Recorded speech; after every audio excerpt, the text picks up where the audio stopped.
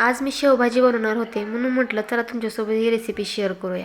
Hello, मी नमिता. आज मी दुपारून एक पराक्रम हाती घेतला होता आणि तो मला पूर्ण करायचा होता. पण काय झाला नाही कारण त्याचं सामान कमी पडलं आणि मी शिकत होते म्हणून मी असे 6 फुलं बनवून ठेवले. म्हणून म्हटलं जेव्हा सामान येईल त्यावेळेस बनवू. म्हणून संध्याकाळची सगळीच कामं पण नंतर इव्हिनिंगची आटपून घेतली आणि देवांसाठी ज्यूस बनवला. तोही त्याने आवडीने पिला.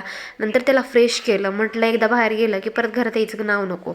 आणि आता मला एवढा भावला दाखवतोय तो की बस ऐकायचंच काम नाही त्याचं. आणि तो मला एवढं लहान समजतो, त्याला वाटतं मला काही कळतच नाही. त्याच्यासोबत माझंही सगळं आवरून घेतलं आणि नंतर राहिलेली कामं आवरायला घेतली. सकाळी शेंगदाणे भाजून ठेवले होते, मग ते पण मी मिक्सरमधून काढले आणि फ्रीजमध्ये कुट्टा भरून ठेवला. बायकांच्या पाठीमागटली कामं कितीही केली सरता सरत नाहीत, कारण बाईचं आयुष्य नुसतं कामाने आणि सगळ्या व्यापांनी व्यापून गेलेलं आहे असं म्हणायला हरकत नाही.